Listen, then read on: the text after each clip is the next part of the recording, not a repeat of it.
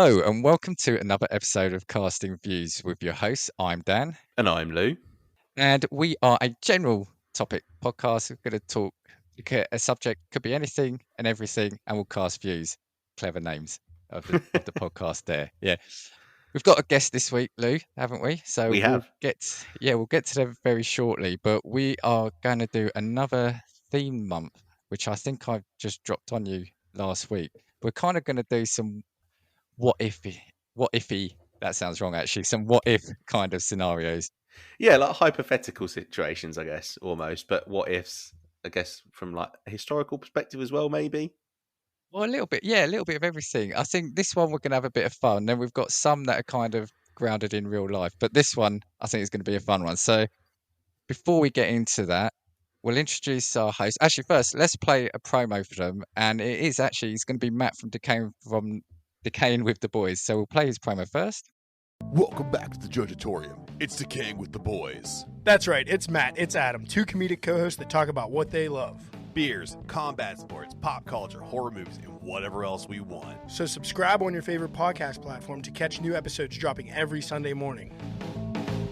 And we're back. And hi, Matt. Hi, thanks for having me on. I've looked so forward to doing this for so long, so I'm happy to be here. I've got to put my hand up again. We've been talking ages about trying to do this, and I remember messaging you ages ago, say, should we do it? And then time just marches on. And then I thought, do you know what?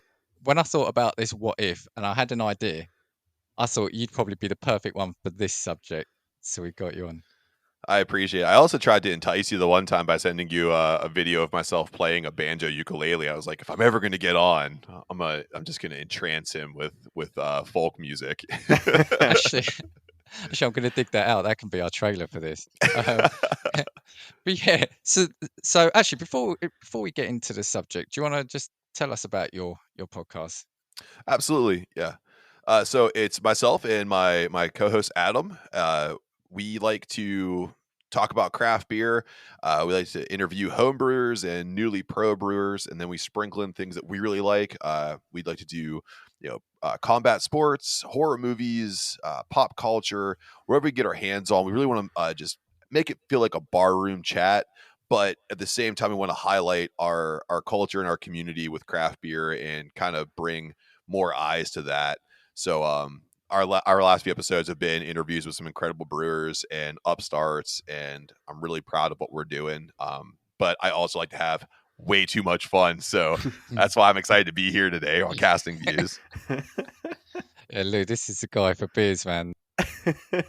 And I think that's normally how I've always, when we played because we played your promo a few times actually. I always say it's beers, fighting, and more beer, but not necessarily in that order either.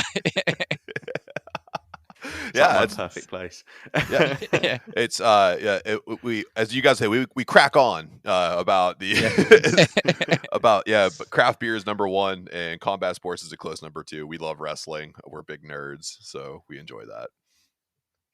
Oh, see, now this is throwing me back as well because I feel like if you didn't hear it previously, I've got to now put my Chris Jericho line in there. Oh yeah. Yeah, I missed Chris when I was at university. I missed Chris Jericho and Bret the Hitman Hart, who were in my university town, by like 2.5 minutes or 5 minutes because they walked into the kebab shop after I'd been on my night out.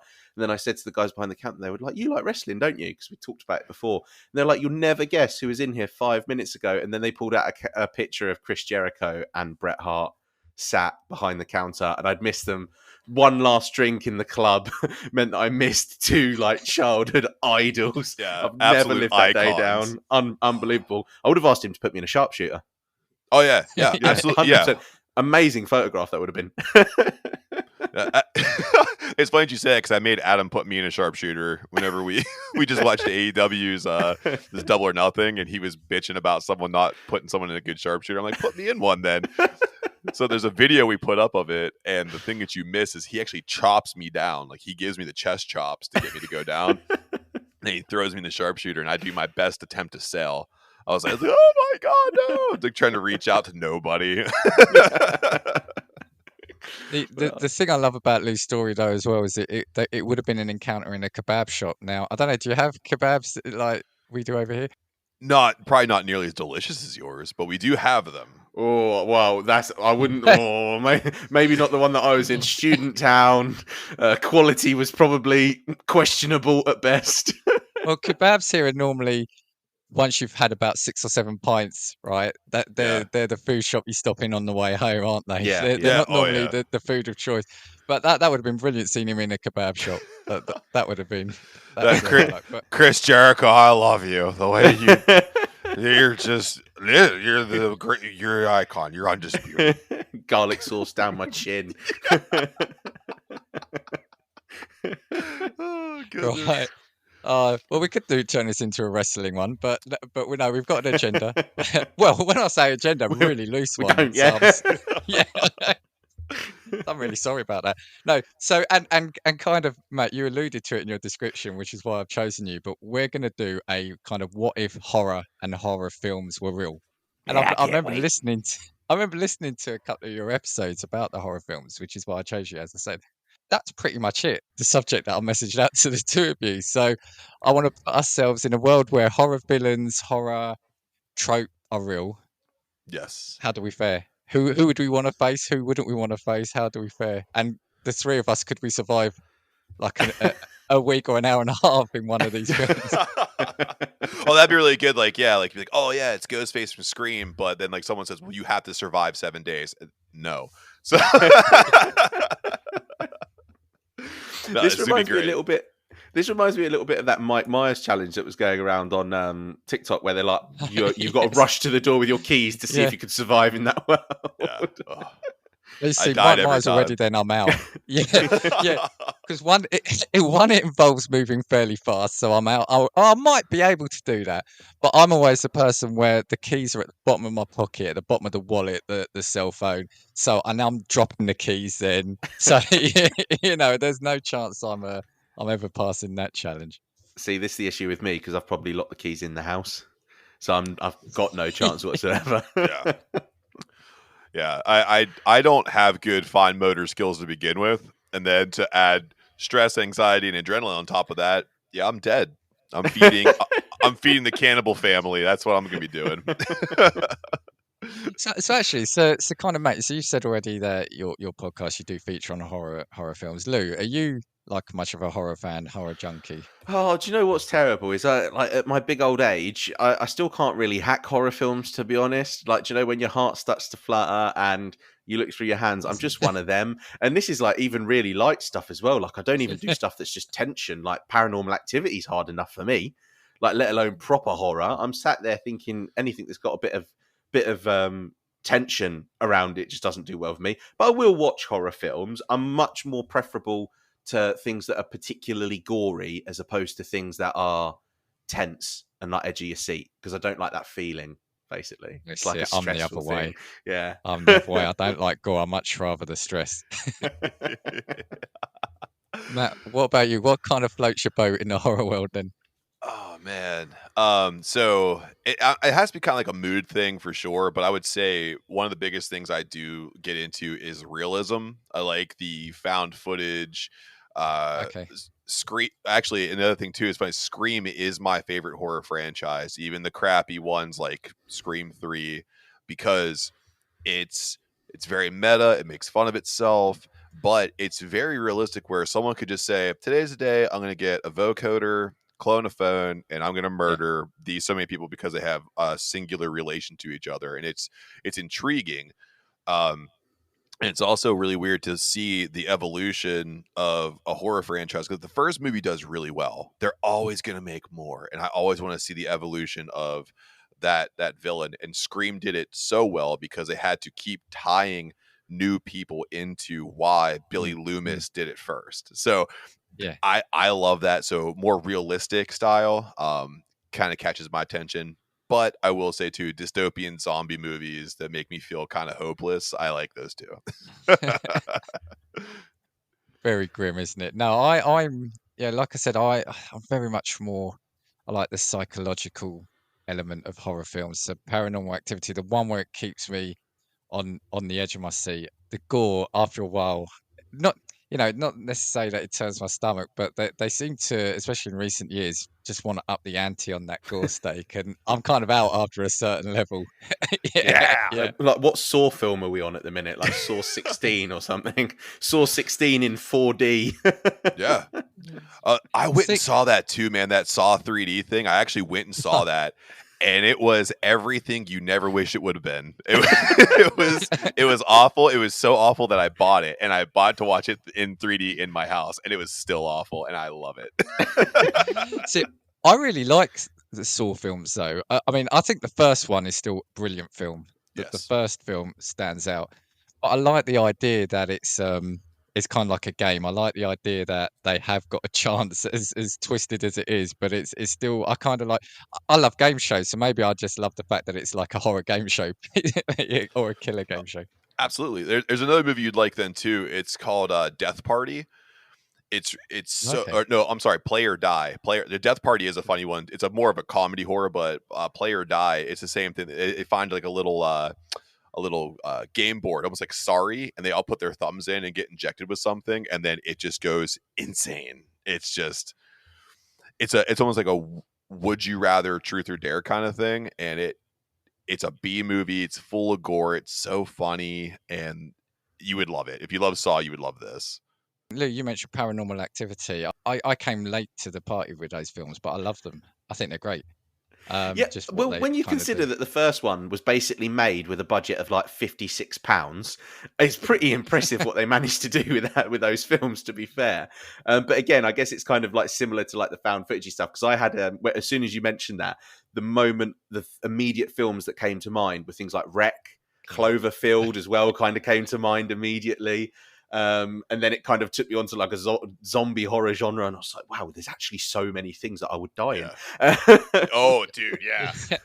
Well, Every found footage horror haunted mansion, haunted house thing, Grave Encounters 1 and 2. I'm dying as soon as the door locks. It's like, get the fat one. I'm dead every time. Yeah, but you were Grave saying to me Encounters. beforehand, though, so you're quite a big chap in terms of your 6'3", Yes. you said. So I think you're that archetypal football player, though. You could just tackle them, wouldn't you? I would hope so, but I think I'm definitely the guy. I'm the guy hiding behind you. Yeah, and I would hope that in these moments I would be the guy who'd be like, Dan, get behind me. we would see. I don't know. I want to be the guy that sacrifices himself for the greater good. And normally in films, like in the action films, like, no, I'm going to go first. And you're like, no, I'll be like, okay, mate, I'm not arguing. I'll do that. After you. Yeah, by all means. Oh dear, but and if we're talking found footage, obviously, I'm not necessarily saying it's the first one, but the one that kind of really kick-started it all off was Blair Witch as well. Yes, Yeah, wonderful movie. Yeah, which I'm not sure now. I don't know how it stands the test of time now, but again, I remember seeing it and just think it was really effective. That final scene is just brilliant, and it's amazing if a film can do that without showing you anything. And still have that effect on you. That was really, really good. But I remember the time when it came out, because there was such a media blitz around it being a found footage film, wasn't it? It was almost attempted to try and make it be, this is real, And then obviously it was beautiful too, because the internet was still kind of in its infancy. So there was no bloody disgusting. There was no like Fangoria. Those things weren't out there. So or they were, and you couldn't get your hands on them. It's very niche. So whenever Blair Witch was coming out, and they actually did like fake news drops that KDKA in Pittsburgh was picking up, like, these 3 early 20s filmmakers died in the hills of Massachusetts. It was beautiful. And that film still stands up. I think Blair Witch Project is in my opinion, the prototype for great atmospheric, conflicting aggression and everything inside found footage. It's so wonderfully done, and like you said, Lou, super tight budget.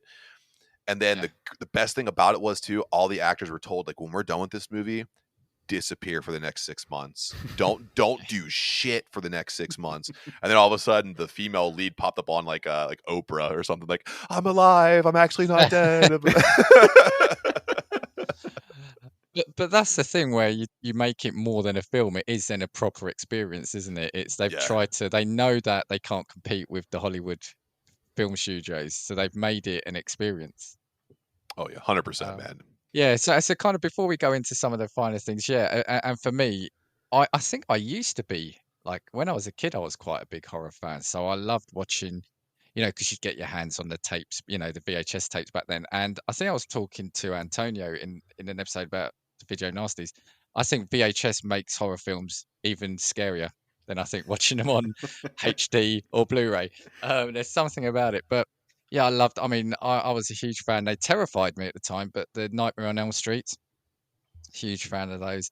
I'd seen the first kind of like couple of Halloweens, but then in the 80s you got like loads, and 90s really random ones like Maniac Cop, things like that. Yeah, I love Maniac Cop. It's such a good movie. It's so good. Oh man. Yeah, so and I'm gonna. Oh, sorry, go on, mate. I'm sorry. I was gonna say I have to gush for a second because that was the first horror movie I ever got from the hobby shop. Was Maniac Cop. I tricked my mom into thinking it was like RoboCop or something. So amazing. Because it had the guy, I can't remember his name, but he's got the really big jaw as well, didn't he? I can't Yes. remember, but yeah, he looked menacing. Anyway, so that's half the job done there.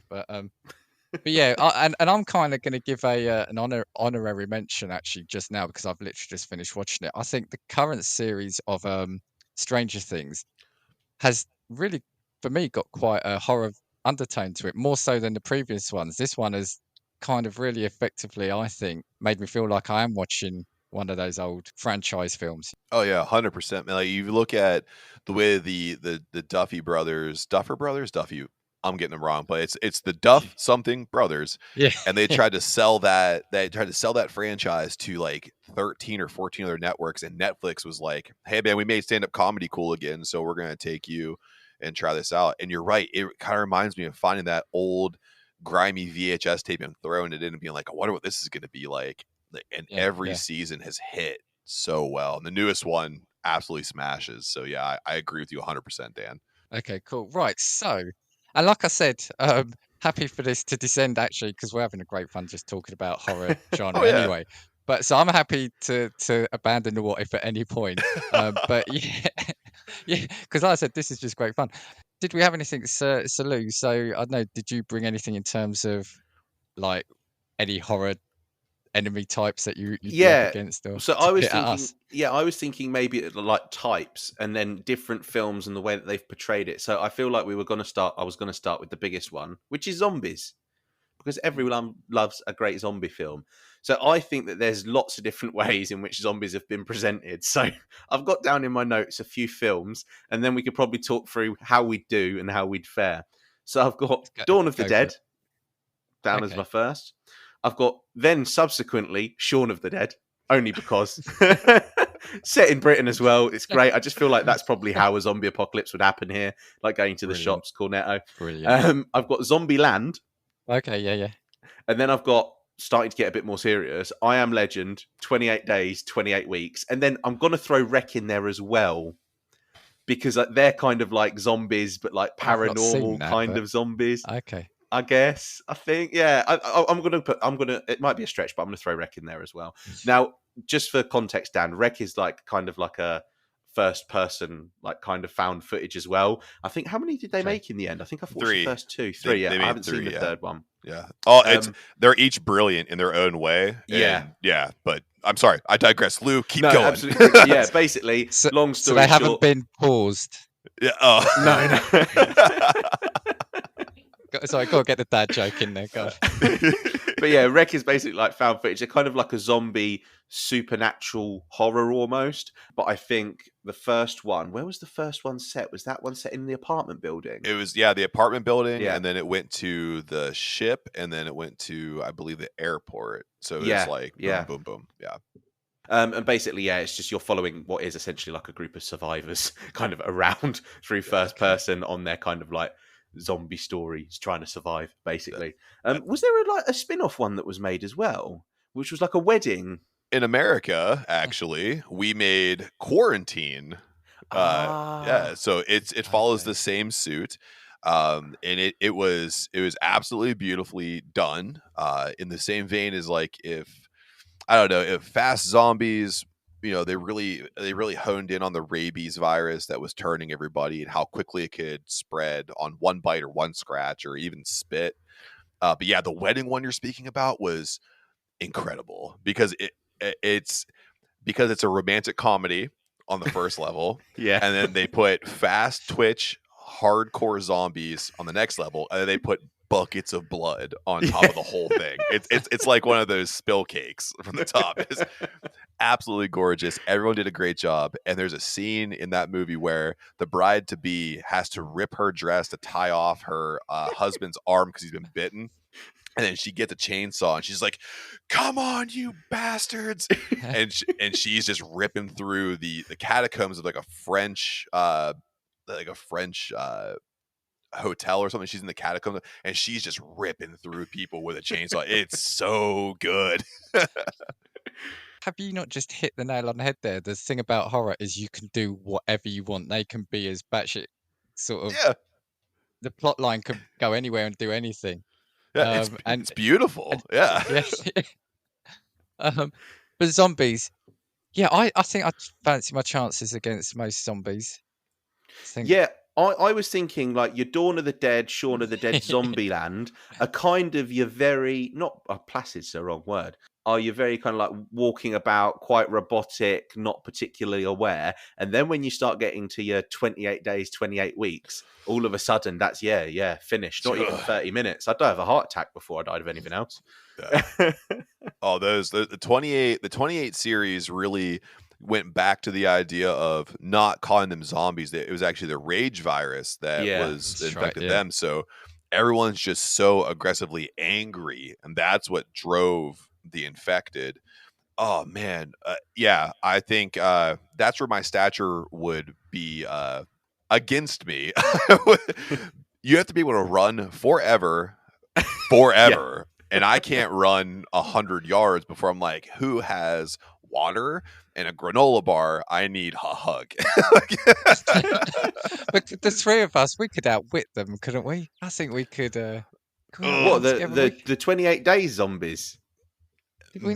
Maybe they hoard a lot better. It kind of reminds me of like World War Z, where they kind of have the same mindset where they go towards sound, and they have the ability to like kind of sniff you out if you don't have the rage virus in you. So they can hone in on you pretty quickly, and that's where I'm thinking like we would get swarmed because we're going to try to outthink them. We just sit down. If it's rage, I mean, just give them a cup of tea.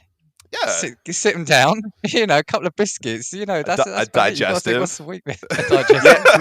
Maybe that's what it was. Maybe Shaun of the Dead wasn't actually Dawn of the Dead as like a parody. Maybe it was 28 days, but they were just in England. Yeah. Everyone's That's real what docile. I'm thinking how do you get through to them? And I'm thinking, okay, if it's rage, you calm them down. Maybe I don't know. Maybe you give them some cuddly toys or something. I don't know. I mean, cook them a nice meal. I got a Celine Dion record I could throw on. I'm pretty sure, light some candles and be like, hey. We wanted to calm them down, didn't we? Yeah. We didn't want to infuriate them. Like, do you like Titanic? I like Titanic, and you're just trying to just pet them. You're okay. You're fine. Yeah, no, but that's the thing. Once we talk about, because I've seen 28 Days Later. I remember seeing that at the cinema. Terrifying. Yeah, I once you start getting to that speed, because the thing about general zombies is the numbers, and you can never survive the numbers, but they've got the speed, like you said. But has there ever been a more terrifying zombie scene than the one in 28 Weeks where he's being chased out of the house, he looks back and sees his wife, and then he's sprinting as fast as he can through the field? Like, you feel terror with him in that moment where he leaps onto the boat at the last second. That there is like is strange, because usually I don't feel like you don't get that emotion with horror films particularly, but that I actually was fearful with the character in that scene. It was unbelievably well done, I think. So in the same vein of that too, so 28 days, the 28 series, have you ever watched the Netflix series Black Summer at all? Yes, No, I no. think is that got 2 seasons at the minute? Yeah, it's got 2 seasons and Yeah. it is brilliant. That Yeah. that is a true to grit way how people would react to a zombie apocalypse. Just the way that these people are. It's not the over glamorization of The Walking Dead, and it's not the disparity of 28 Days Later. It's like you really see people against zombies against people. So it's amazing. And that I feel like that's kind of how it would devolve a little bit, and that it makes it even tougher because you think like, oh, I need to survive the zombies. No, I need to survive the zombies and survive the people who have lost the last bits of their own humanity without wanting to bite my face off. Yeah. Because I think I've watched the first season of Black Summer, and I remember that program, that series, made me feel lonely when I was watching it. I think that's it's a really strange atmosphere that they managed to create, because it's not amazing production value or anything like that. It's just bare to the bones. This is what the world would be, basically, beautiful. And would 100% recommend. 100% would recommend. See that, and that's the thing, Matt. Like you said, the thing I've learned about anything zombie related is it's the people that ultimately you have to watch out for, not the zombies. So you could probably survive the zombies for a while. It's the people, apparently. Now, yeah, a lot of mine I've read all the comics for The Walking Dead. I think the comics are brilliant. Yeah. And there's another one. It was made into, I think, a TV series, but I can't remember. It's about a plane that lands. Is it in New York or Washington? And there's a virus again, I think, on that plane, and everyone, I think, on the plane dies. But Oh, they I know then what you're talking spread. about. It's called The Strain, and it's That's it, The Strain. Yes, so yeah. absolutely brilliant. Wonderful comic book series, by the way. FX did a phenomenal job on that, and they actually were smart enough to start it, climax it, and finish it perfectly. I've not seen the show. So I'll have to. Oh If you my recommend god, it. dude, it's so good. It's so good. Oh man, it makes you feel same way, kind of like how Black Summer. You feel like, Jesus, man, you're just watching this universe slowly turn over, and you're like, how is this small core group of survivors going to figure out how to stop what is the, because more vampires than zombies, but they have zombie-like qualities. Yeah. But like the modern day Dracula, how do they stop the modern Yeah. day Dracula? It's amazing. You have to watch it, Dan. You have to watch All right, it. we're doing it. Homework. Yeah. Lou, what about you then, Lou? With zombies, you think you could? Well, could this laugh? is the thing is, I think it's different. I think we're going to have different perspectives as well, because Shaun of the Dead, I think the one thing that they got bloody accurate was that the most fierce weapon in anybody's arsenal in this country is like a cricket bat. So as a result, I feel like we're limited with options. You just have like Brits in the streets with cricket bats and tennis rackets, like I'm rolling not throwing my pins and frying vinyl. I'll pans. tell you what, I've seen that, and I'm not wasting my vinyl on them. That hurt me. It would legitimately be the scene where you're flicking through it, being like, "What can go?" I'm like, take me, leave the vinyl. Oh my god! But I feel like Shaun of the Dead you could get away with, because you can kind of maneuver around them, not particularly aggressive, and you can just hold out. Like, sure, it's awkward when you want to walk to the shops because it's a bit of an obstacle course, but they're not particularly troublesome, I don't think. And a bit like Dawn of the Dead as well. In reality, they weren't particularly aggressive in that film. It was just hordes. That's what it was. Is in those films, numbers are scary, and in some other films, individual zombies are particularly scary.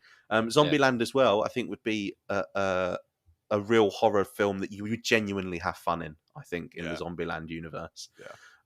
Especially with the nature of the characters they brought together in that film as well. But I think those three I could probably survive quite a long time in. I think I'd have a fully fledged life in those three. Yeah. Those three timelines. Yeah, because for sure. Also, too, real quick, Zombieland took all of its premise from Dead Rising, the Xbox. That's right. Yes. Yeah. So that's they try to incorporate a lot of that in there. That's why I think I'd have a fun time in Zombieland as well. That's why I want to say that real quick. I want to be as nerdy as I possibly can be. The problem is you've just added another hour to this now, because then you've got video game horror. So Silent Hill, Dead Space. Even the BioShock games. Oh man. Yeah, that's a tangent. Left 4 Dead is Zombie Killer of the Week. Yeah. Zombie I was Killer gonna of the say, Week here would be like a red London bus travelling over a horde of zombies, I reckon. Yeah. Through Trafalgar Square or something like that. well, that's the thing, Luke. Going back to what you said, I think zombies previously have been used as not. I won't say a lazy enemy, but it is about just chuck volumes of them at people because they're just slow, shambling, Yeah. crying out for brains. So how do you make them scary? Yeah, you chuck about 2,000 of them against the three of us plucky survivors here. That's how we do it. But funny enough, I think that's what. This is a little bit of a tangent as well. Do you know The Walking Dead? I used to be really into The Walking Dead to the point of like season 7 or 8. Well, I don't know how 27 now seasons there are. There's a lot. Ridiculous. But I feel like that's maybe what kind of set The Walking Dead off to a point at where I didn't really enjoy it anymore, is because the threat didn't become zombies. At that point, the threat was just humans, and the zombies were kind of a sideshow. And the show's still called The Walking Dead. Like, there was nothing better than when they had that first series. And what city were they in, where they covered themselves in the zombie guts and then walked through a horde? Is it Is it Atlanta? Atlanta, I think. Atlanta? Yeah. Down in Georgia, Atlanta, yeah. Yeah. And I thought that was absolutely brilliant. But then, it's true. Like, the kind of story progressed and to become about like psychotic cult-like groups. And I feel like the zombies just weren't enough of an incorporation into what was going on. That's why I stayed with the comic books. Yeah. I will say this though, bringing back the dressing up in the zombie guts, they did get one of the most controversial kills ever on national television here in America, at least, where they were in Alexandria and there was a group of them trying to get through a horde of zombies when the walls fell, and they dressed everybody up in the guts. And there's a little kid named Sam who I think he was slightly autistic. I think that was the problem, is he was slightly autistic and couldn't keep to himself. So he's walking through, he's holding his mom's hand, he keeps going, "Mom, mom, mom," and then all of a sudden, like 3 or 4 zombies converge on him. They bite his forehead, bite his neck, and bite his shoulder and rip meat out. And America was like, "You can't do that." And Greg Nicotero was like, "Well, I did it, and I'm going to do it again." Funnily enough, I actually think that's the season that I stopped watching it, because I actually remember that. And it was actually really gruesome with the way that it was presented as well. It was actually really, really gory in the way that they'd done that. But I remember that now. That was absolutely brilliant. See, and that's the thing, like moments like that, you never, ever forgot. Like the moment, sorry, now we've just gone a Walking Dead tangent. Let's do it. I love it. Right, okay. It's like the moment where Glenn was on the bin or garbage can or garbage dumpster, and then he falls off, and then the end of that episode is like guts being torn out. And I remember going to bed that night thinking, it can't be the way that he's gone out, surely not. And then we had to wait a whole week for the next episode only to see that he was all right. Absolutely brilliantly done. So well done. And that's the thing though too, like the thing that my big qualm with The Walking Dead is always going to be that there's so much space in between an evolving storyline. It's always like the Governor series, I think, was the last time they had a good story arc that had great episodes, and then from there it was very sloggy, where it became more of a focus on humanity versus humanity instead of like, hey, do you know we have an apocalypse on our hands? Do you know how to make a light bulb? Because I don't. and this was it. And this is why I stopped watching it when it became more about the people. It became like a soap rather than a horror program. And I've not watched it, and I stopped after like season 2 or 3, and I've not watched a spin-off. But did it really need a spin-off series as well? I don't know what Fear the Walking Dead's about, but it feels like The Walking Dead is the story. And I don't know what the spin-off is, but did they need to do that? I don't know. In reality, I was going to say, I could tell you what the spin-off was. It was trash. That's. But also, there were brilliant moments in that show where they used the zombies as almost a sideshow for the story with the humanity. So I'll never forget one kill that always resonates with me. It was when Shane shot Otis in the leg.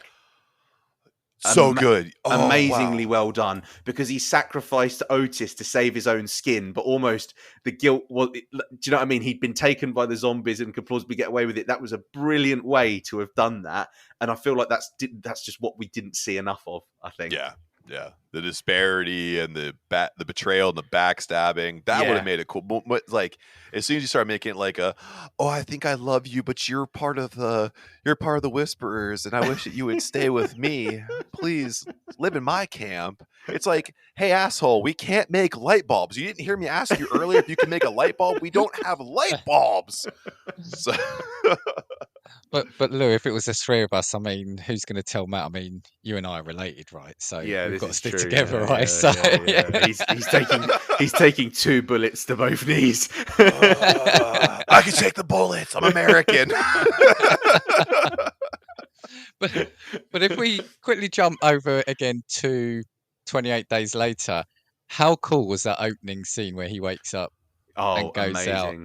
Yeah, and they kind of do a similar thing in The Walking Dead, don't they? Mm-hmm. But I remember seeing that on the big screen and thinking that was really well done. Just that isolation where he's walking in the streets, isn't he? Oh, it's beautiful, yeah. But didn't they actually film that in London at like 3:00 in the morning, so they could basically have the streets completely empty? And I think that's what it is. It's weird as well because I feel like we don't see big, really amazing films set in what feels like a genuine London like that. So you've seen films that have hit London, it's all explosions and it all feels a little bit unrealistic, but that felt like London was a ghost town. And when he's walking through like Trafalgar Square, isn't it, and you see it and you think, oh my god, this is eerie because this is actually kind of that's the thing. You could go to London at any time. You could go to London any time and it's packed. That was terrifying. And like you said, it always kind of gets you excited as a Brit when you see a film filmed over here. Because it is normally New York, Washington, Chicago, or something like that. So to see it based over here, it was really good. And wasn't what's it? I've forgotten his name. The guy who played the governor, wasn't he in 28 Days Later as well? I cannot recall, unfortunately. I know, or was it Eccleston, the villain? Christopher Eccleston. I think Christopher Eccleston in 28 Days Later. Nice. Okay. Yeah. Okay. I'm getting schooled. This feels good. I just googled that. I was going to take credit for it and be like, yeah, knowledge is so good, but no, I googled it. You totally should have took that, Lou. I would have been like, you're the master. We've only got a few people here, so now you probably go to Benedict. I've got to say right because I always say it the wrong way because you know the meme about you can say his name in any combination of consonants and vowels. You know who you're talking about. Benedict, Benedict Cumberbatch is probably the go-to, but it was then Christopher Eccleston, and I can't remember his name now, but the guy who played the governor in The Walking Dead. It's not going to come to me. Just give my brain 30 seconds to think about it, and I'm sure the answer will. I'm sure it'll come to you. I'm sure it'll come to you. 1 million like-sized brains will come together to give you the best result. I'd say Gerard Butler, but he's American now, isn't he? With all these films, we took him. Yeah. He embarrassed the British police force in those films. So he's ours now. That's it. I've got it. It's David Morrissey. Oh, brilliant! Well done. Thank you. Thank you. Oh, there we go. My knowledge comes. That's why we have the youth on this show. So you just need to pull it from the mental library. You see? Yeah, exactly. Perfect. Oh, was it the memory palace? All right. So zombies. I think we could take zombies. Yeah. Because in reality, we could last a while. I think we could last a while. Let's say that. Yeah, for sure. Yeah, I think we could last a while. I would just say this right now. I would have to first and foremost be leery of the two of you because now I know that there's a family thing, and also too I know the family that slays together stays together. But also I should have said this at the end of the episode, really.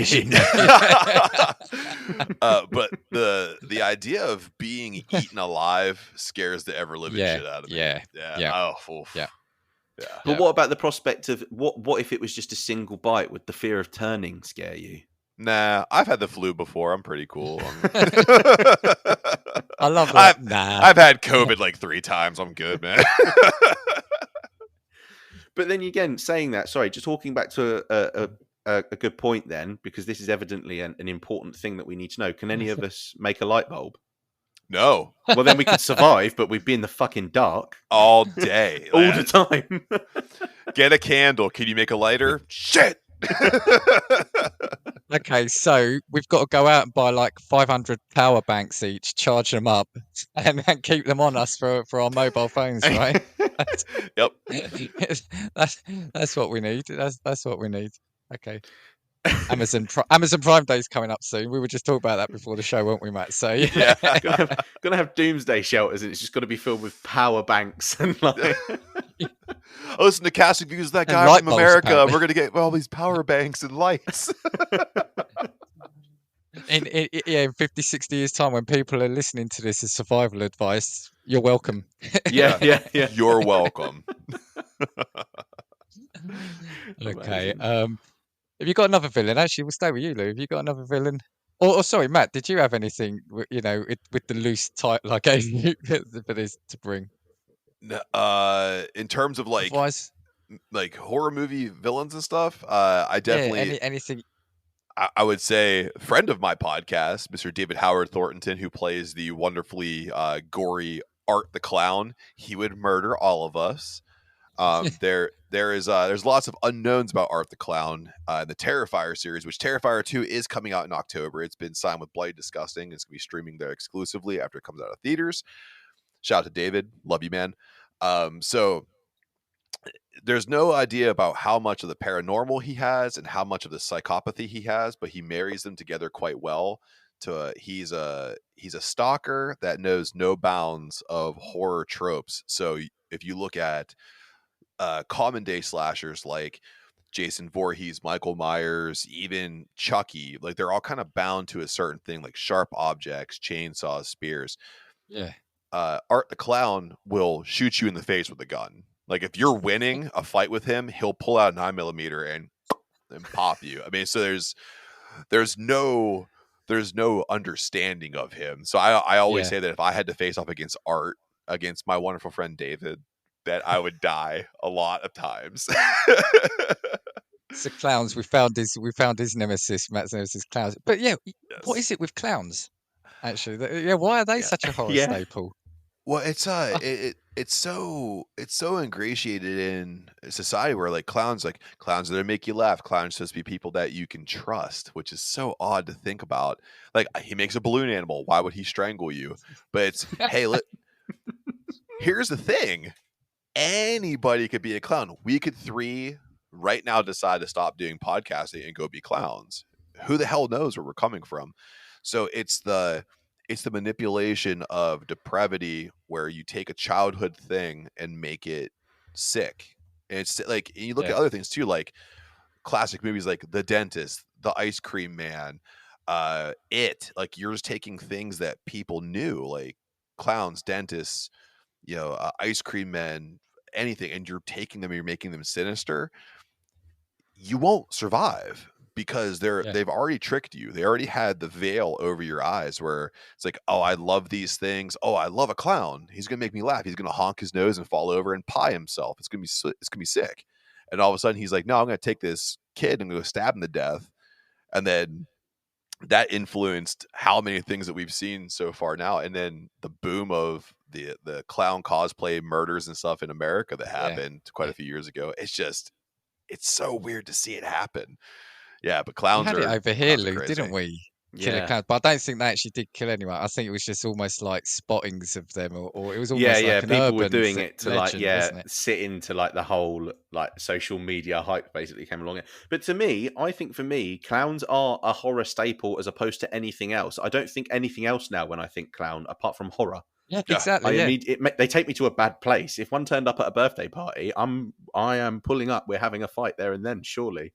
Yeah, I mean, we're McDonald's doing this. quickly dropped Ronald, didn't they? After Yeah, recent years. I mean, that was the thing. It used to be, it was McDonald's, and now it's a killer clown.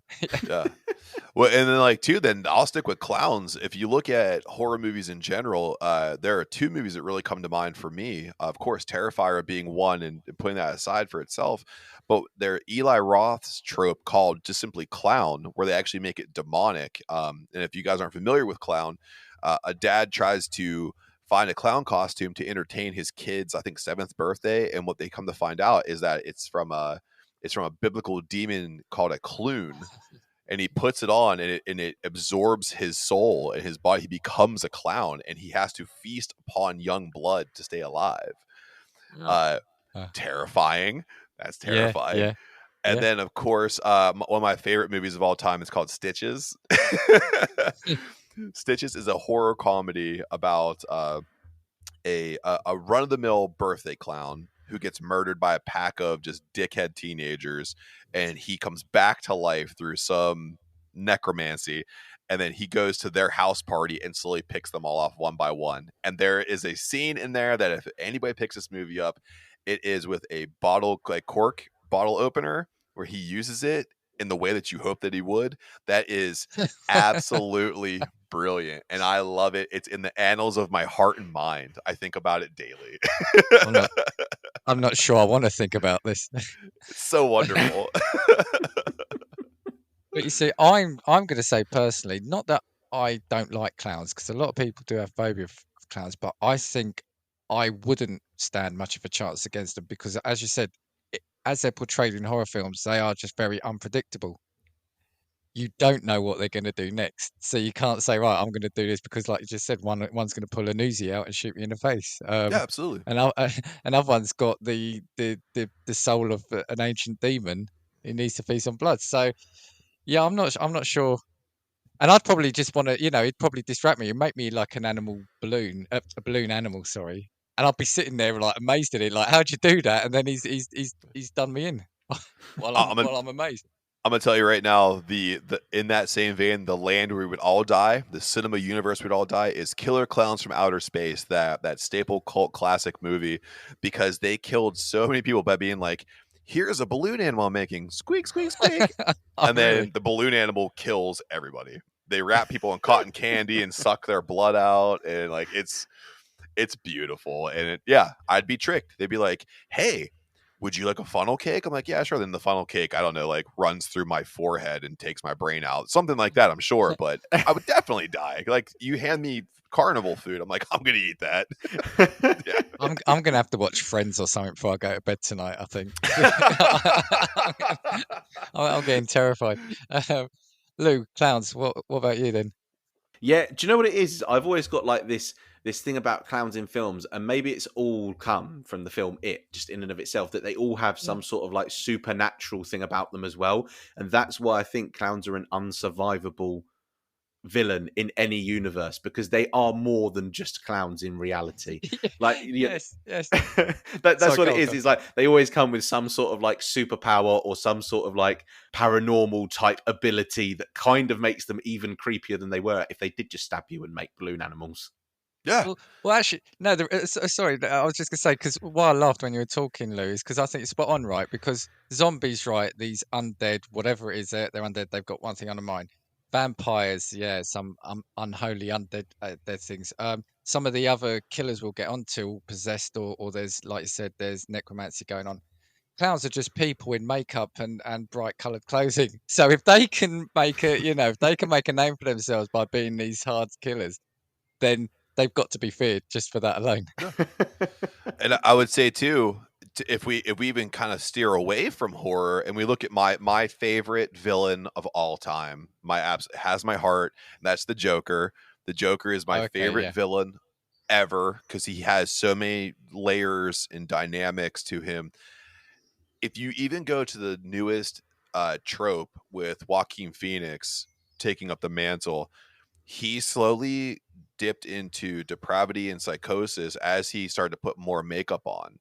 If you notice in the beginning of that movie, he put on very pale makeup that didn't have a lot of flair to it, no sharp lines or anything. But as he started to devolve into what he became, it was ultra white paint and sharp lines, and it emoted his face. And then when he shot Robert De Niro in the climax of that, like, you get what you fucking deserve, pow, and he caps him. That right there, again, look at a nationally syndicated television show in the heart of Gotham, which is a fucked up city anyway. But they, he's sitting there and he lets this guy on and just to talk to him and make fun of him. He's like, you made fun of me enough. I'm gonna take care of this. And it's because he had face paint on. He was a clown. Yeah. He got to scoot past everything. And guess what? He popped a guy on national television. There you go. Look at the depth that Matt goes to. Look at that. Yeah. Can I just say as well, that was a fucking class impression as well. Yeah. Yeah. Thank you. I think we said it before, but Matt's just got one of the voices. It is destined for film or TV or something. You're too Yeah. kind. You're Yeah. too kind. No. Voice work needs to be in there somewhere. I'm being serious. I know this should probably happen after the podcast rather than us like melting over the voice while we're live. But yeah. I hope you're not embarrassed, Matt. Just a smidge. I'm actually crawling inside my skin right now. It's like, I do appreciate it. Thank you so much. But yeah, no, clowns, absolutely. Do you know what? I didn't have that on my list here, but I think it definitely goes at the top because, yeah, like I said, I'm not beating them. okay, so what about then your villains more so in terms of like your Leatherfaces and your Jasons and that sort of thing? Then have you got any of them knocking about?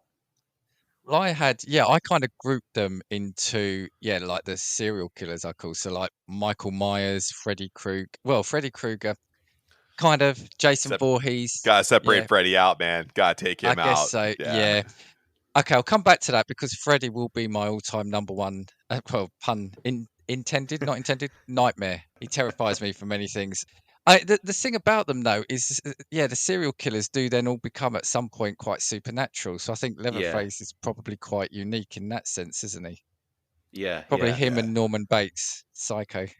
Probably.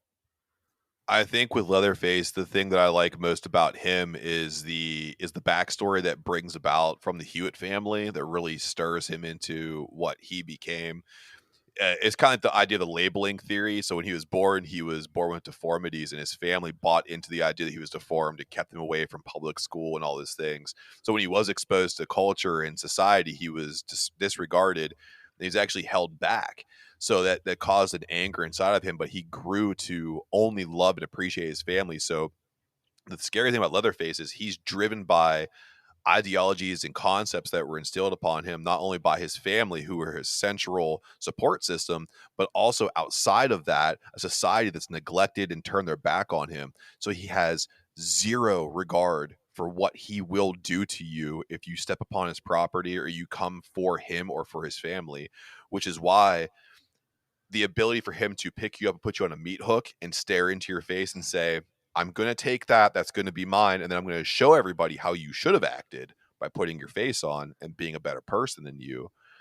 That's what makes him, to me, one of the scariest people, because he's not driven by necromancy, paranoia, paranormal, nothing. It's all about the inner drive of rage and to protect himself and his family from the things that tried to hurt him all along. That makes him so scary. Blimey, Lou. Yeah. What he said. No, it's true. And go on, Lou. Sorry, that film as well is a reason why I would never travel in any rural place in the States ever, because that's my immediate fear as well, because it feels real again, I would say, in those films.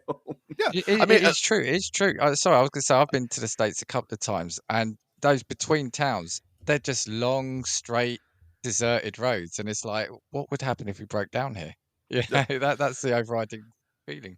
Unless you're in Texas Chainsaw Massacre 2, and then you have a great time, because it's just him and the other guy terrifying a girl named Stretch at a radio station, and the great line of "Lick my head plate, you dog dick."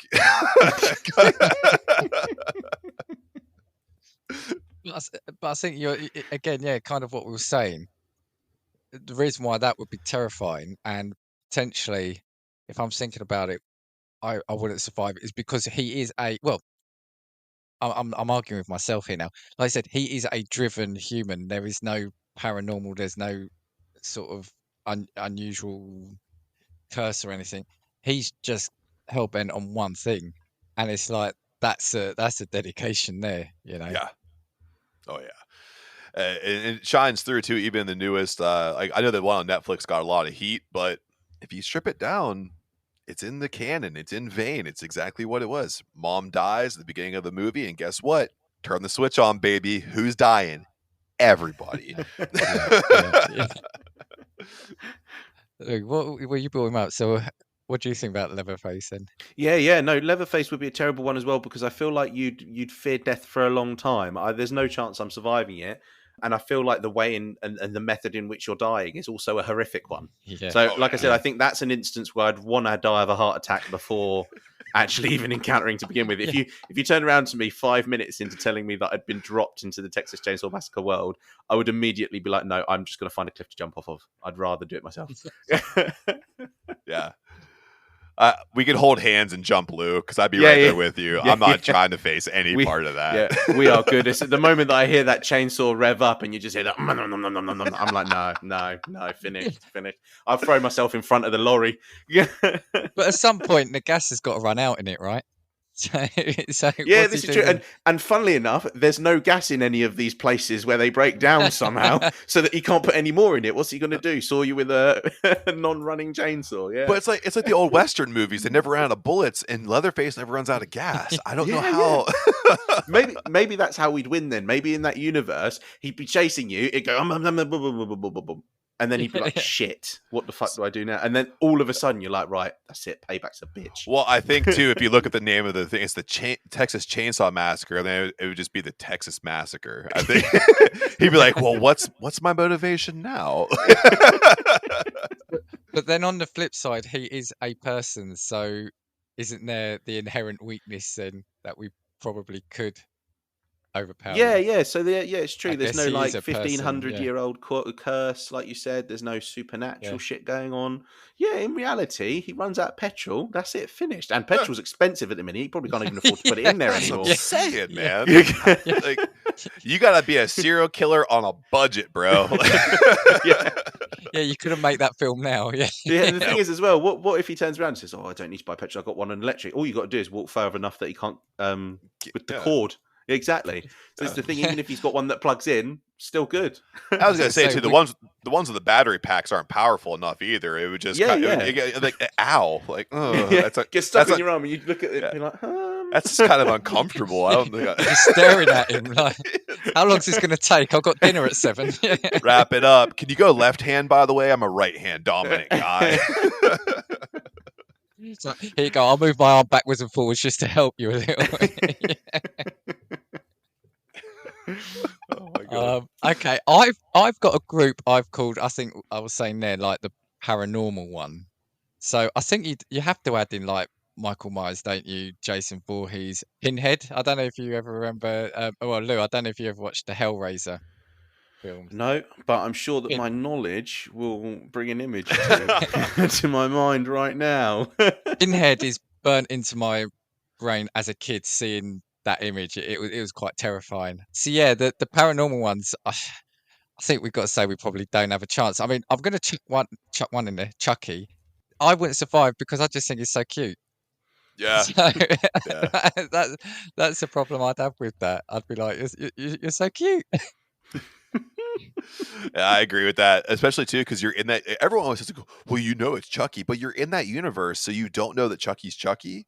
So like, Yeah, this is true. it's a good guy doll, so it's like whatever, and you don't know it's Charles Lee Ray that he's going to stab your eyeballs out and use some voodoo upon you. Yeah, You could have some fun Chucky's with scary. this. You could have some fun with this concept. You could do a Jingle All the Way to. Actually, I think there is a sequel, but you could do a spin-off where Turbo Man, That'd be so fucked up. Oh, Turbo man. Man. Oh, I think I want to write fan fiction now, like Jingle All the Way 4, and I want to have like Keanu Reeves in that shit. Like, Yeah, and Turbo Man comes to life. Yeah, there we go. We've got a whole genre. I think we've lost Matt. I think we've lost Matt. You broke my brain, Dan. I love it so much. It's such a good idea. So yeah, you could have fun with some of these. Oh, for sure. Look, have you seen Pinhead? I've seen. Yes, I've conjured an image from my mind, and I can understand the creative name. Wow, absolutely fantastic. Yeah, much creativity. I think I've only ever seen the first one, but I remember what really creeped me out about the first one wasn't he kind of building his body back or something? Wasn't that the woman was killing people, and then you saw him in various stages of flesh and sinew, and So is that right? if you want me to be a nerd about it again, I'll No, be go for it. Go for it. very nerd.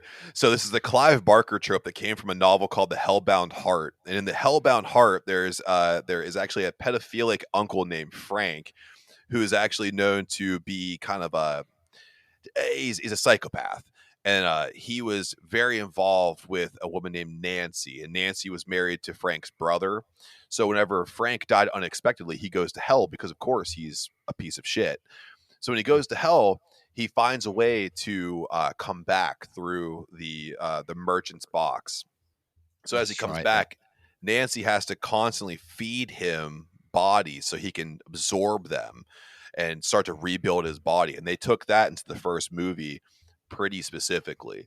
Now, the one thing about Pinhead that wasn't in the Hellbound Heart was there was no Pinhead in the Hellbound Heart. It was just the Cenobites. Now, Clive Barker understood that he had to have a figure there to be like a main focal point for the Cenobites, which is why you come, there's the transcriber, there's the vocalist, and then there's Pinhead. Those are the three that you really see. And Pinhead just then took off. I mean, Hellraisers 1 through 8, I believe, because there's Revelations, which is a terrible movie. There's that, but Pinhead is a staple in American horror, and it's funny because it's played by a British guy. yeah. And Clive Barker, also a British guy. So highly recommend reading The Hellbound Heart, and you can see more about how they constructed the world of Hellraiser. But I would say the biggest thing about Hellraiser, why you will not survive, is that it's always stalking you. It's looming over you. It's a shroud. As soon as you touch the Le Merchant's box and open up the world to the gates of hell, because they are the gatekeepers, the individuals who traverse hell, they can shroud you and they'll follow you. So even when you think you're in your most intimate space, in the shower, in your bed, in your car, they're there. They're waiting for you. We have such sights to show you. That's what it is about. And I'll go back to it. Why Freddy Krueger will always haunt me is because what I found terrifying about that was it got you in your sleep. Yeah. You know, and I was thinking, God, the days are shit enough, and now I can't sleep because this guy's going to come get me in my sleep. Do you know what I mean? And that's what terrified me at the time. And certain things I haven't seen them. I want to rewatch the originals. I haven't seen them for years, but there's always a couple of scenes that stand out. Who was it on the bed? Was it Johnny Depp, the guy on Johnny the bed? Depp sucks him was, through. Yeah. And gets basically like a liquid on the ceiling. And what's the one? The only other one that always stands out is where he kind of like pulls their veins out and uses them like puppets. Yeah, the Dream Warriors. Yeah, that's it. Yeah, that terrified me as a kid. I shouldn't have been watching them as a kid, but I did. And it's just because it got you in your sleep. That's the thing. Lou, have you seen the Nightmare on Elm Street? No, I haven't, because I feel like it was something that came a little bit too before me. And I feel like you're still terrified now because of the age at which you watched them. So I'm kind of glad that I didn't catch them, maybe until I'm an adult. So I already struggle with shit sleep as it is. I don't need it to be any worse. Yeah. See, what they did with him, like the others, like Michael Myers and like Jason Voorhees, they were sinister presence. I'm not going to say that. But with Freddy Krueger, I think they built a really nasty villain. I think he was just pure evil. He was having fun doing it. It's being a child molester, number one, being killed by community people to come back and get vengeance on them, and having the best sense of humor of any horror villain of all time. Yeah, he's amazing. He did a 3D one of those, although back in the day, I'm sure there was a 3D scene in one. And what was it? Oh, and didn't they do, was it a New Nightmare where they made that quite meta, where it was them, the actors as them real cells, but he was kind of emerging from Robert Englund, which again I thought was really clever. Yes. I like the idea. But we're not going to stand a chance against paranormal ones, are we? No, absolutely not. Yeah. That's just accepting death. I feel like the sooner you get there, the easier it is on yourself. I also don't like reading. I always feel like in horror movies that take paranormal routes, you have to read a lot. And like I got Tom Segura's new book. I'm trying to read that, and I just can't find a moment to do. I like to read, but I don't have enough time to read that. So I'm not reading the Tome of the Dead. Well, you know what? That kind of leads me on, because I had like your Annabelle, Insidious kind of films as well. So like all of the kind of they all kind of follow the same premise, if we're being honest. I feel like horror films that come out that are all along that spectrum all have just terrible supernatural presence haunts family. If they'd have just left their kids in the house and just wished them well, they would have been fine. But yeah, that kind of links as well, because in all of these films, it's some book that you need to translate an ancient language. I can't be asked. I just leave the house, leave the kids behind. I'm surviving. Good, fine, sorted. Or it's always, I'm going to come to them later in the tropes. It's always someone who picks up a book, but starts reading quite obviously a cursed verse in a book. Yeah, yet they still continue to read it, and it's like, after you're reading like the blood of the innocents, stop. Don't go any further than that.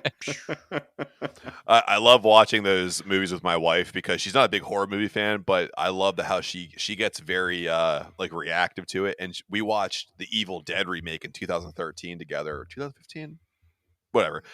But we're watching it, and she watches the guy open it up, and he's like reading Latin, and it says like the blood of the innocent. And she goes, "This dickhead."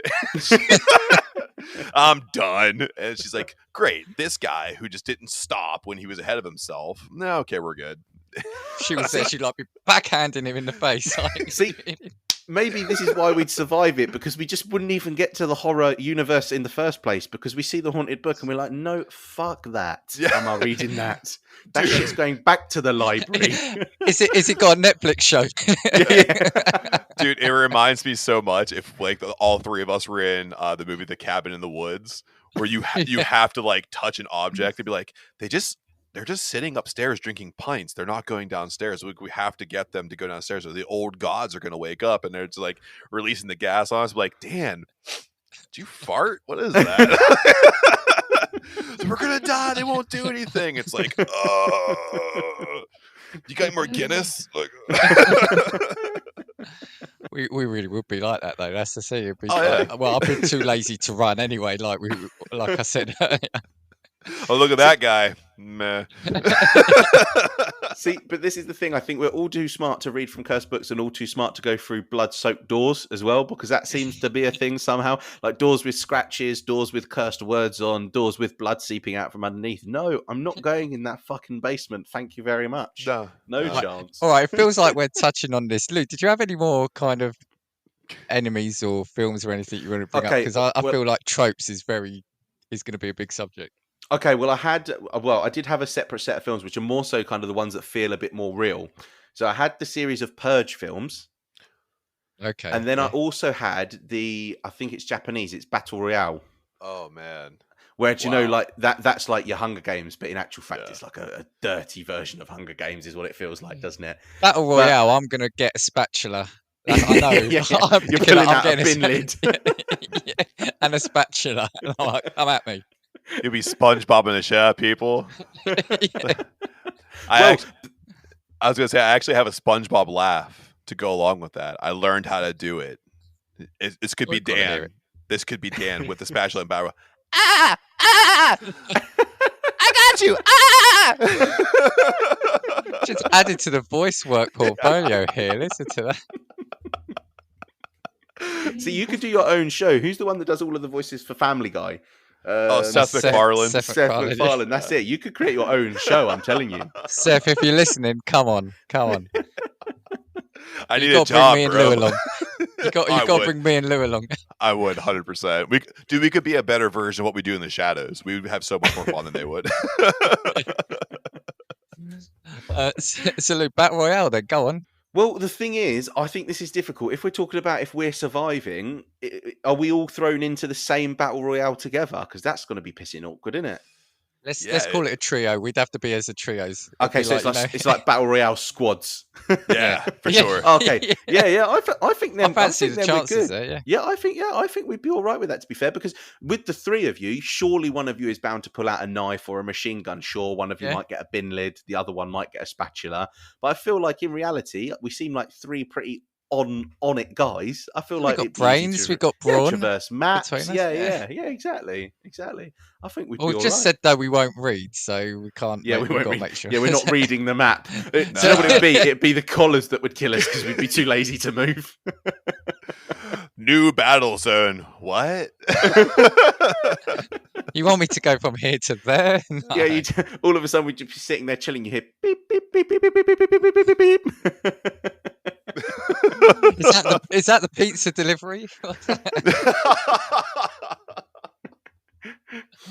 But I think if you were thrown into battle royale with strangers, like as a trio, I think we'd do it easy because like I'm not buying into this whole oh no, it's terrible, I can't kill another person. No, it's me or you. You boy, Yeah. you best run. I haven't Them's got the no rules. time for this sympathy bullshit in this horror scenario. Yeah, I was gonna say too, in Battle Royale, it feels like not everyone got like firearms in Battle Royale, so it's like more hand-to-hand stuff. And I feel Yeah. like my two weaknesses as a big guy, one is bullets, and the other one is if you're faster than me. But if you have to come at me and we got to go hand to hand, I'm gonna take you. I think I can take you for sure. Yeah. So, Right, so if so it was Dan- kind of like wrestling, yeah. Dan, Yeah. it looks like we're the ones that are going to have to take the bullets. Yeah. This is where we switch it up. In Texas Chainsaw Massacre, you guys would shoot me in the kneecaps, and in Battle Royale, you guys would go in front of Yeah, bullets. yeah, okay, yeah, this is true. I To was be thinking, fair, it's a nice you see trade-off. Matt pulls out a wrestling attire and he's like, yes, that's it. And you see him transform into his alter ego. And Game he's like I on! said, we turn round and he's got someone in a sharpshooter, like we were saying. So You guys, find me an apple. I got this one. Oh my god, amazing! See him What on was top the of a other one you balcony, said? frog splashing some randomer in the middle of this Japanese island. Give him the old Eddie Guerrero. That'd be it. It'd be if you pulled out a wrestling outfit and then one of us pulled out a steel chair, Oh, perfect. Yeah, we're crushing everybody. kendo sticks. I was thinking there's three of us. One of us is going to lie. One of us is going to cheat. One of us is going to steal, right? So Absolutely. there you go. Woo! Oh god. What was the other film you mentioned, Lou? You said Battle Royale and what Oh, was the- Purge, the Purge. Oh, Purge, yeah. Well, Yeah, again, that I feel like that feels like that could be a documentary. At Yeah, some yeah, point, this that- is the that- thing. But Yeah. again, I think this is very difficult based on country. So again, in England, what's it going to be? People bashing each other with like, whatever you can find in your house, I guess. That's the thing. It's like got to be someone running around beating someone to death with a desk fan or something. I like it But now yeah, because pretty much everyone's got these Ring doorbells, so you'll always see someone coming up anyway. Now, yeah. You just turn around and just all of a sudden there's somebody in a balaclava walking up to your front door. You'd survive it easy because you'd be like, no, thanks, not today.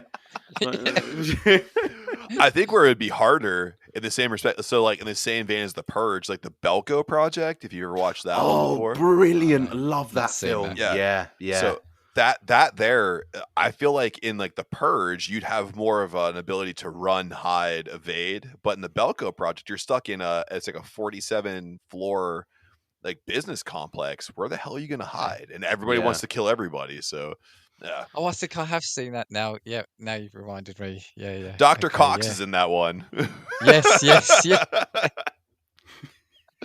Oh, yeah. No, anything that feels like it's rooted in realism, I'm going to say no. I can't do. See, that one's scary as well Yeah. because in that they have conversations about like who's the most logical to murder first. And they're like, who's got kids, who's old, above the age of 60 or whatever it is. Yeah. And then leading on for that reminds me of another film. I don't know if either of you've seen it. Was it called The Circle? And Yeah. it was literally, Oh, I love in that that movie so spaceship much. thing. Yeah. Yeah. It's like the alien thing. And all it is basically the whole cast is basically in one room. And all it is a film about the justification for why someone should die. Yeah. That's literally it. Wow. Basically, it's brilliant beautiful. film in reality. Yeah. I think it's amazing, and the ending's brilliant as well. Oh, I so- think. so good. amazing. Very, very much like you didn't see that one coming. Yeah, Very 100%, good. 100%. Good choice, Lou. Good choice. Yeah, Love do that you know what it is? I mentioned that film and nobody else seems to have seen it. So people are like, "Why would I have ever watched that?" Because when you think about it, it's literally just one black room with some red circles on the floor. That's honestly all the No, film but I is. love stuff like that. Like I said, I love Oh, the yeah. thing that's more mental, if you know what I mean. That's Yeah. I really like that. I love being on the edge of my seat. I Yeah. love being, I was watching I can't remember what it was recently, but almost where it feels like you haven't taken a breath for a while because you've just Yeah. been so concentrated. That's what I love. I Yeah. love feeling like that. Yeah. Actually, Eat Love Prayed did that for me, Dan. I was on the edge of my seat just the whole time. Just couldn't catch my breath, man. Julia Roberts. And have we actually got a scoop? We've found the softer side of Matt, I think. Wow. The Notebook. That's how he'd be lured in. It would just be like a Julia Roberts calendar or something. That's how he'd be lured into the dark, blood-covered door room. Yeah, you don't see what's behind this camera over here. That's what I got. I'm like a clown. That's what I got everything behind me. It's Julia Roberts tied up. Pretty Woman 2 looks really fucking weird, doesn't it?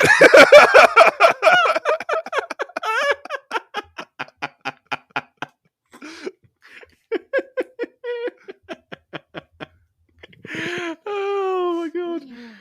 I'm gonna have to cut out about 5 minutes of this now. Laughing. Dan's sitting there being like, "Fuck, we're getting cancelled." No, that's all staying in. I know I'm cutting out about 5 minutes of laughter through this whole episode. I've got some honourable mentions if nobody else had any. So I had werewolves. I think I'd be all right because they just seem like cute little dogs kind of thing, little doggies. Yeah, or yeah, yeah.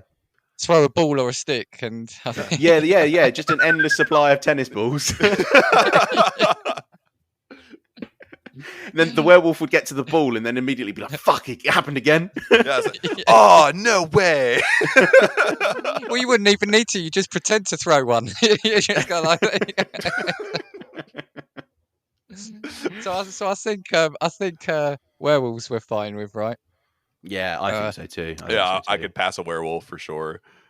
See, vampires used to be terrifying, but they're not so anymore. I think they've been relegated, haven't they? And if all the ailments I've had, if a vampire wants to try get any of my blood, good luck to him, is what I'm saying. I'd be like, the cure in War of the Worlds. I'd be like that. I'd be like, what? It would be my blood that would take the vampires down, I think.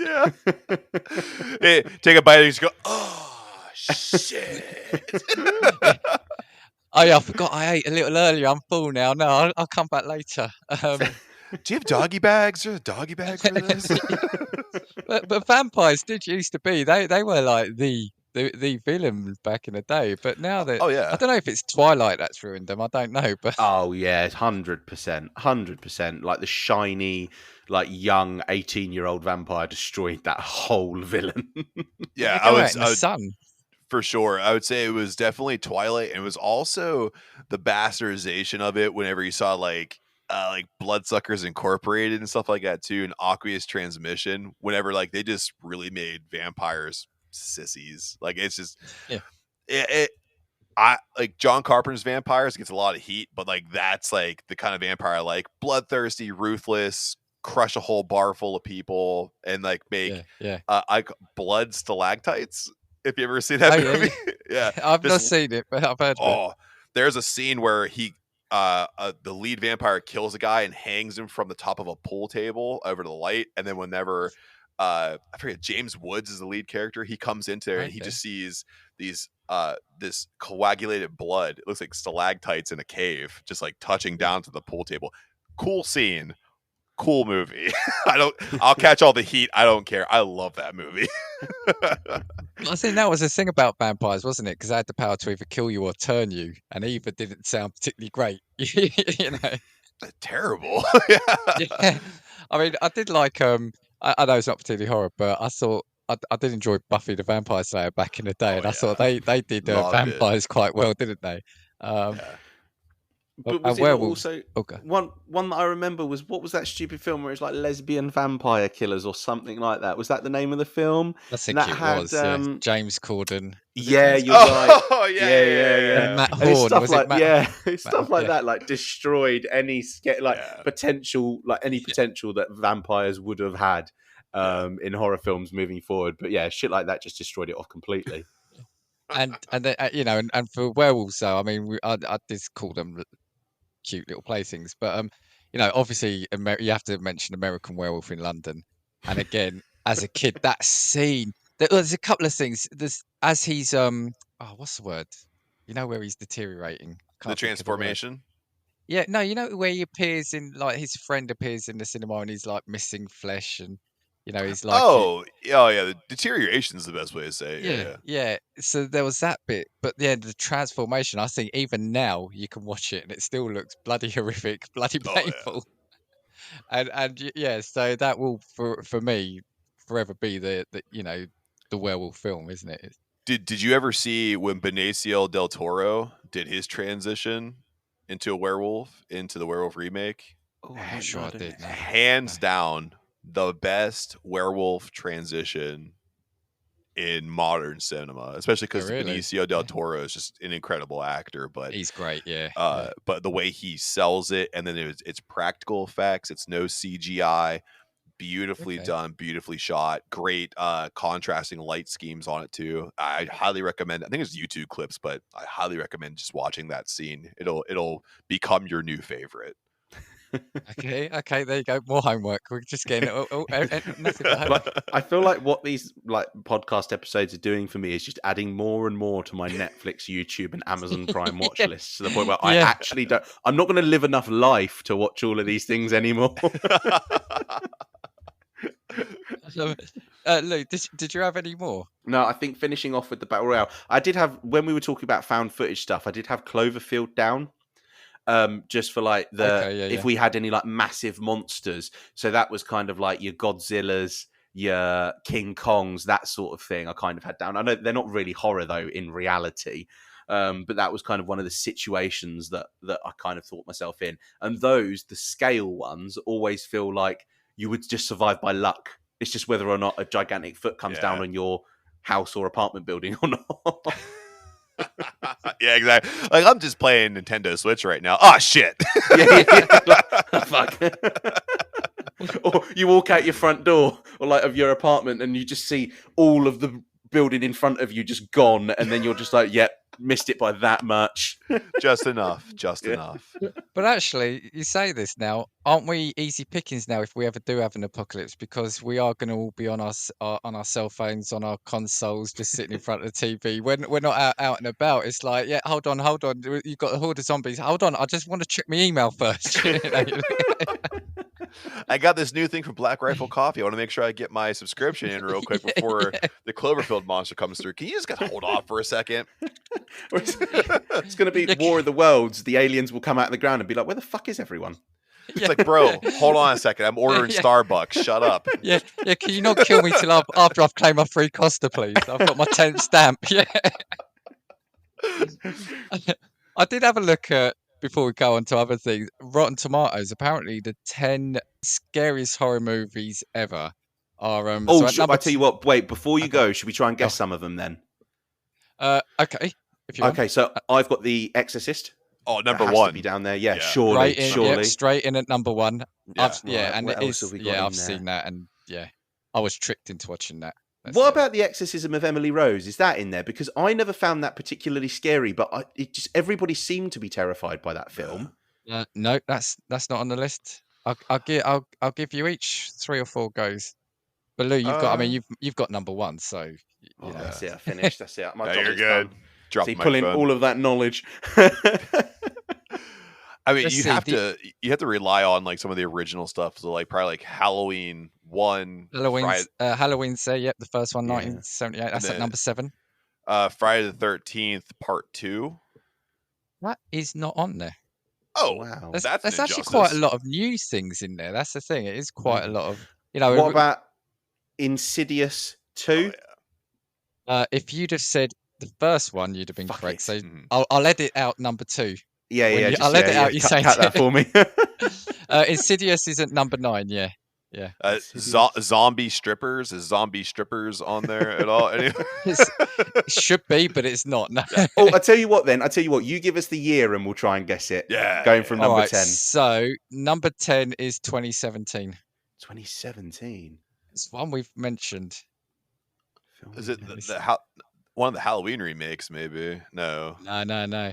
We're gonna go to the one that Matt, you spoke a lot about, this enemy type. Oh, clowns. So it's It Chapter 2. Well, they've got the first one, I think. Here, so It Okay. 2017. Because Chapter 2 is yeah, way better than yeah. Chapter 1. Oh yeah, I've still not 100%. gone to see that. I've still not seen that one. I've seen the first. Right. So yeah. So 10 is It. 9 is Insidious. Number 8 is a 2012 film. 2012. Is that an Annabelle? No. It's a one-word title, though. I'll give you that. Well, I was gonna say too, it's not 2012, but Hereditary has to be on there somewhere. Hereditary is up there. Oh, I've just gone back. Hereditary is number 2. So Yeah. Oh, yeah, nice, nice. a 1-2 from the two of you. The number 8 was Sinister. Oh, good movie, Ah, great yeah, movie. yeah. Number 7 was Halloween. We said that 1978. Number 6 is 2002. I loved this film, but I'll, I'll give a clue. I think this is a remake of a film, which I found the original to be better because it was remade into English. So that might give you a clue. Oh, I've got no idea. 2002, before my time. Oh man, I'm trying to think of that. Yeah, so the original is a foreign film remade, and it's a remake. The American version has made it to number Oh, is it 6. something Japanese made originally? The Ring. Yep, The Ring. Yeah, Yeah. yeah. Comboed Ringu. on that one. We'll take that as Yeah. a point each. Yeah. I love the original. I think. Oh, and actually, that was something else we didn't even talk about, like the whole Asian horror. Yeah. Oh, You know, we can wrap it real quick on Asian horror. We're all gonna die. Everybody Yeah, dies. there's no chance. There's no way we I survive. think we need you back, Matt. We'll get you back for another episode. Yeah. I think we have to. I watched this. I can't remember if it was Vietnamese. I'm a slight tangent now, but it was a lady got. I think it was an eye transplant from a Yeah. criminal who was on death row, and then she saw dead bodies everywhere. I think it was Yeah, almost the like eye. kind of possessed. Yeah, that's it. Yeah, the Yeah. eye. That was exactly Yeah. it. So the American trope version of that is with Jessica Alba, and it's actually not too bad. Okay. Yeah. Oh, more homework, Lou.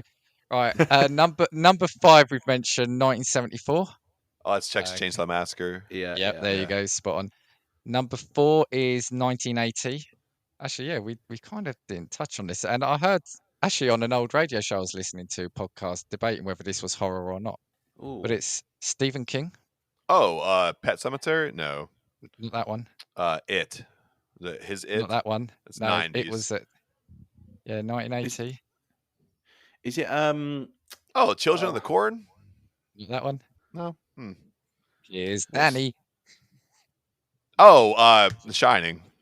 Yeah. Yeah. Yeah, except he's not Danny, but little clue there.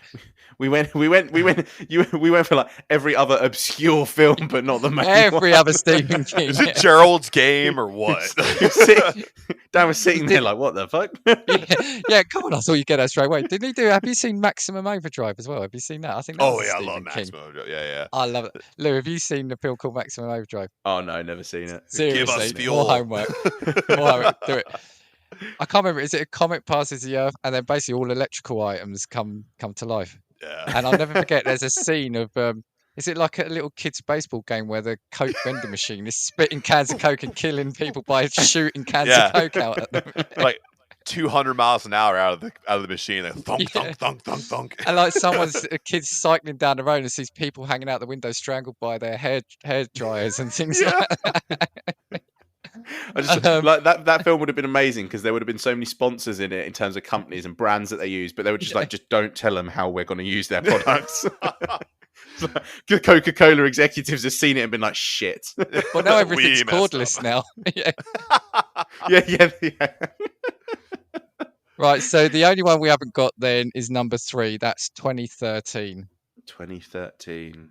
I think Lou. I think if Is I that an remember Annabelle? right, no, I haven't seen this, but I think this is based on something we spoke about in one of our early episodes. I think we kind of alluded. Oh, to the this Enfield story. Haunted one. Yeah, I think The is this what Conjuring? this one's based. The Conjuring. Yeah. Conjuring.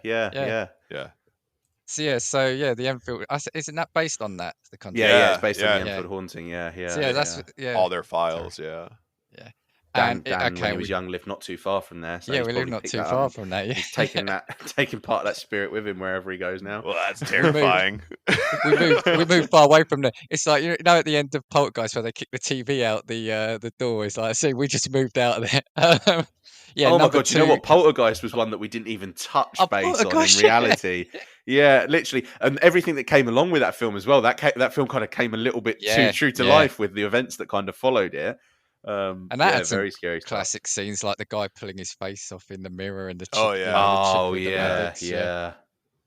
yeah, number 2 was Hereditary. Number 1 we said was The Exorcist. So yeah, there's some not bad shouts on there. Sorry, I'm Yeah, gonna say absolutely. on there. One Um, that's not mentioned that I think needs to be mentioned is Midsummer. Midsummer was not on that list. Oh, I've wow, not yeah. seen that. I've Oh, not seen that. amazing. Yeah, very much I a actually thriller horror. You'd like it.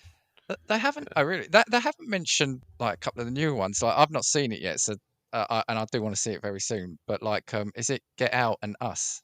I've Yeah, seen Us, but Get amazing Out I've heard movies. really good thing, and I'm surprised Yeah. that wasn't Get Out is not only a good film, it's an important film, and I think that it's an amazing film, but it has so many messages and underlying stories that come along with it that it's worth not just one watch but several. It's an amazing movie. okay. Yeah. I've actually heard people say that because I've seen Get Out, but yeah, I've heard lots of people say that you should watch it more than once because there's things that you just miss. Yeah. Oh, absolutely. Because I've seen Us, which was the same. It's the same guy, isn't it? Director. Yes. Yeah. Jordan Peele. Jordan Yeah. Peele. That's right. Yeah. And has he got a new one coming out? Or He does. Yeah. So what's it going to be called? But it's another movie that focuses on like common day ideologies that need to be further discussed. And I forget the name of the movie is going to be called, but it's supposed to be like super terrifying. watch your space then for that one. Okay, so I did want to talk about some tropes. I did have a 90-minute runtime, but that's gone out the window. So always the case.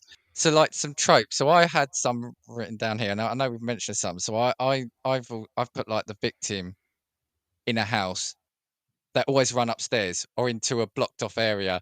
Why do they not just run out the back door? Why do they not run outside? It's like whenever they're scared, they have to run into the place where they're going to get trapped the most.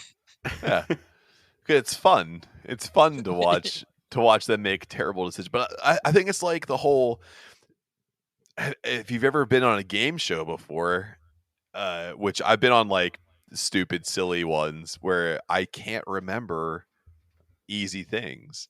So I think it's kind of like that same thing. The adrenaline's pumping, and you have to make a quick decision, and your brain Hold on, have you been on like game shows on TV, or is this? Oh no, like Oh, internet, I wanted to see if we like... had a scoop. Then I wanted to see if we had a scoop. God, no. I wish, because I would have had so much more fun with their production team they would have had with me. Because like, how do we get? He's been here for 2 hours. We have to cut all this down. Yeah. I've always wanted to be on a game show. I love general knowledge. I love quizzes. But yeah, Lou, you mentioned like the one about running into where the blood soaked doors, blood stained. Yeah. Or like there's that. a mysterious scratching noise. No, my guy, go to bed. Go down in that basement when it's fucking daytime, and all this shit's always at night as well. It's always pitch black, or the electrics have just gone out, and they're always doing it with a candle or the worst light source in the world. Like, why does no one get a phone torch out? That shit lights up an entire room. There's no paranormal spirits that can be in this room with the power of an iPhone flashlight. You've got my number 3 there. Power cut, phone cut, always has to happen. I've got my number 2 was and this is more from like the modern films thing, but the killer calls someone on the phone, and the person on the phone spends 5 minutes saying, "Oh, stop it, Brad! Stop it, Brad! Stop pranking me!" Instead of like this guy saying, "I'm gonna gut you." Oh, stop it! And it's like they think it's a friend, not even potentially thinking like it could be real or hanging up. See, there's two differences there as well, because you've just done that in an American accent. Sorry, because again, as Brits, we can't pinpoint American accents correctly. But if it was in England, you'd pick the phone up, you'd think it was a scam call, you'd say "fuck off" and then put the phone down, and that would be it. There would be no more phone calls. You'd just go number block, phone down, finished. Then as you actually slam the phone down, well, you can't even slam the phone down anymore because it's cell phones. You'd be like, prick. Yeah. You can't. Yeah. Now that we don't even have flip phones, yeah, you can't even flip them anymore.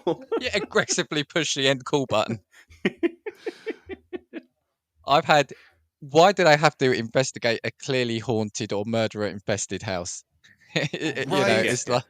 That's the one that always bugs me. It's like, hey, just so you guys know, multiple people have died in this house in gruesome ways, and the police have found them in all areas of the home. No area was safe or untouched by the blood of the innocent. It's like, hey, dude, do you want to go there and film stuff? Do I? Let's go. It's like, oh, we're gonna go make out in that house. Didn't they call that the murder house? Yeah, but that was years ago. What could possibly happen? Before you go any further, I've got another one now. Okay, The go for it. annoying friend in the film that tries to justify every paranormal occurrence as being perfectly normal. The person that you Yes. want to die, but somehow just doesn't, and just spends 60 minutes of the runtime pissing you off. Yeah. They're like, oh yeah, I'm perfectly sure there's a reason as to why your children are caught on video levitating in the middle of the living room. Could just be wind. And it's just like, shut the fuck up. I think it was hot. They had popsicles. They're high on sugar. Like, that's how that goes. I think this is actually from Scream, but yeah, if you do find yourself in a clearly haunted house, don't have sex because that'll kill you. Basically, yeah, you're next on the kill list then. And the final one is there always has to be. We've said it. There always has to be a haunted book or a book of the dead or something, and someone will always read it, and someone will say stop. Someone will be scared, say stop reading it, and the other one will say, "Oh, don't be such a wuss," and carry on reading it. I'm starting to wonder why we don't use technology. It's like a haunted Kindle reader. Someone finds an iPod and it's a cursed audiobook. Well, it's like that movie Countdown. They did that shit where it was like, oh, it's a haunted app, and everyone's like, I'm gonna install it. I'm gonna see what happens. Just keep installing it. Oh no. Oh dear. Right, have we got any more of these? Those were what I had. Oh, I can't see Matt. You can't Matt's see me? shown us. I know I can see and hear Matt, but it's shown has gone offline. Oh, really? All right, tell you what I might do. Drink, I think you can all hear me. I'm going to stop the recording, download Okay. what we've got, and then Luke, can you hear me? Mm-hmm. Right. So before we carry on, Luke, do you want to just explain what happened there Yeah, I mean, to our recording? we were talking about haunted audiobooks, because that's where we finished, and about how stupid. Why is it not that technology is haunted and you see a haunted Kindle? And then, just as that happened, the connection in the podcast dropped. I couldn't see or hear anyone bar Dan, and I think everybody could hear and see me. And I did say to Dan while we were off air, that's really quite strange that we were talking about haunted technology. Maybe we've disturbed something, and that's how easy it is. We didn't even need to read a book. We just needed to swear at some tech. Little bit creepy. I just said to myself, I'm going to get an advert on my phone later on like one of the social medias, and it's going to be like some spooky ancient the advert only I've seen. The light went out on my webcam. I'm sorry, gods of tech. I feel who was muttering something? Lou, what did you Google when we were talking about cursed verses, and what were you reading out? This is what it is. I don't have an Apple computer, so maybe it's like Steve Jobs haunting us for using PC or something. Yep. Right. I kind of don't want to tempt fate there, and I think we should call it there anyway. I think it's great. But did anyone have any other tropes or anything before we? No, I'm just terrified now that I think that the ghost of Steve Jobs is going to kill me. So. Yeah, so before anything does happen, Lou, was there anything else from you? I did have one more film, and okay. it's one that I think super underrated, and it's St. Maud. If either of you mentioned that in the other podcast, didn't you? Yeah. St. Maud would 100% recommend. Brilliant film. Won't say anything more about it. Just would definitely give it a watch. Super underrated, I think. Is it on Netflix? I'm not sure. I don't think we've not got a sponsor yet from either of those companies, so I'm reluctant to give either of them a shout out until one of them gives us a payday. But yeah, you could probably find it on like an Amazon Prime, even if it's like paid for. But yeah, definitely worth a watch. Yeah, 100% worth a watch. I do like that. I think I've worked out what happened with that technology break. Matt's appeared with a new can. Oh yeah, he's pulled the plug, didn't he? He pulled the plug. He's like, this has gone on too long. Dan said it was going to be 90 minutes. I pulled the plug out. This is a special one, though. I will say this is a very special can because it should appeal to you guys. It's from Staffordshire. Staffordshire, yes. Yeah. So they specialize in English style beers, ESBs, and also this is the one that Adam, my co-host, got to collab with a local brewery called Leaning Cask. This is his oatmeal stout recipe. They got to brew, and now it's in mass production all across Pennsylvania. Wow! You just need the beer now. I want that actually is nice. Yeah. Okay. Matt, we'll come back to you because I know you've got something for our before we go bit at the end. But do you want to tell people where they can find you? and your socials, etc., what's the best way to get hold of you? Absolutely. Before I do that, I want to say thanks again to you guys for letting me come on. It is so much fun to hang out with people that just want to have fun. And your podcast has always been a Sunday staple for me. It's the first thing I listen to when I wake up. So thank you guys very much for that, and keep up the great work. As Thank for you. us, No, thank you. Adam and I can be found in the Judgeatorium at Decayin WTB on all social media. That's Facebook, Instagram, and Twitter. Do not forget about our Gmail account. We are decayinwtb@gmail.com. We have a Redbubble where we sell dad hats for $19.52. And we like to have a lot of fun. So you can check us out on YouTube as well and see me break my laptop or eat spiced popcorn or have Adam yell at me for fucking something up. So check us out. No, cheers, and thanks for coming on. I know you have been actually. You're one of our, you're a good supporter of our podcast. No, so thank you for that, and thank you for coming on. Us, if you can, if you like this, and why wouldn't you have? Leave us a rating where you can. You can get in touch with us at castingviewspod@gmail.com. We are on Twitter at castingviews. That's where I tend to be more active. So yeah, let us know what you thought. If you want to be on a show or just to say hi, we like hearing from people. So get in touch. We're not scary people. We've done a scary show, but we're not scary people. Right. Before we go, then, Matt, over to you. Oh yeah, absolutely. So one of the last things I wanna say before I go, because being on with you guys, I'm sure I'm reaching out to people who may have never heard me before. So I want to take opportunity. Just so you guys know, my partner and I, Adam, we are making beer called Make Peace Not War. It is a cream ale. It's called Cream World Order. And right now, for it's a $10 donation, you can get a 22-ounce bomber bottle of that beer for you. However, of course, due to federal regulations, we can't ship bottles outside of Pennsylvania. So if you actually will check us out on our social media and donate $10, just know that all that money is going to the Ukraine to support refugees through the Red Cross. And it's also going to the veterinarian hospital called Ulaguk.